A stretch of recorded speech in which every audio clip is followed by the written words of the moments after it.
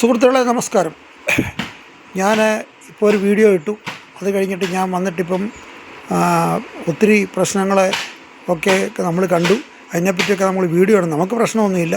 Video ഇടാനായിട്ട് നോക്കുമ്പോൾ ഇന്നത്തെ ഒരു പ്രധാന പ്രശ്നം നമ്മുടെ മഹാരാഷ്ട്രയിലെ പ്രമുഖ നേതാവായ അജിത് പവാർ ഒരു വിമാനാപകടത്തിൽ മരിച്ചുപോയി.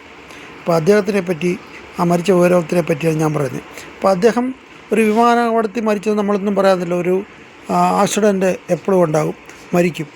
പക്ഷെങ്കിൽ അദ്ദേഹത്തിന് മരിച്ചു കഴിഞ്ഞ ആൾക്കാർ അദ്ദേഹത്തെ അവരെ പറ്റിയൊക്കെ എല്ലാം നല്ല അഭിപ്രായങ്ങളാണ് പറയുന്നത്, ശരിയാണ്. പക്ഷേ ഇദ്ദേഹത്തിനെ പറ്റി ഒരു നല്ല അഭിപ്രായം ഒക്കെ ഉണ്ടെങ്കിലും അദ്ദേഹം ഒരു അധികാരമോഹിയായിരുന്നു.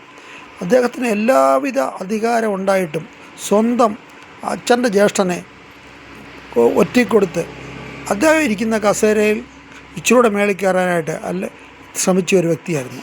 അപ്പോൾ ആൾക്കാർക്ക് ഇത്രയേ ഉള്ളൂ, ഏത് ചതിയൻ ചന്തുവിനും മരിക്കാൻ ഒരു നിമിഷം മതി എന്ന് ഉള്ളത് സത്യമാണ്.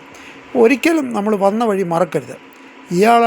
ഇയാളൊരു ചെറുപ്പകാലത്ത് തന്നെ ആ ബാരാമതിയിലെ കോർപ്പറേറ്റ് കൊടുത്ത എംപിയും അത് കഴിഞ്ഞ് വർഷങ്ങളോളം MLAയും ഉപമുഖ്യമന്ത്രിയുമൊക്കെ ആയിട്ടിരുന്ന വ്യക്തിയാണ്.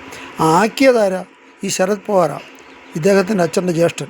ഒടുവിൽ അദ്ദേഹത്തിനെ തന്നെ ഒറ്റ കൊടുത്ത ഒരു വ്യക്തിയായി ഇയാൾ.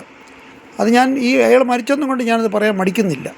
അപ്പോൾ അങ്ങനെയുള്ളവർ ഒക്കെ മരിച്ചു കഴിഞ്ഞിട്ട് ഇപ്പോൾ എല്ലാവരും പറയും എങ്ങനെയായിരുന്നു, നികത്താനാവാത്ത വിടവായിരുന്നു എന്നൊക്കെ പറയും. പക്ഷേ ഇയാളുടെ ഒരു സ്വഭാവം അനുസരിച്ച് ഇയാൾക്ക് എത്ര കിട്ടിയാലും ആർത്തി തീരത്തില്ല.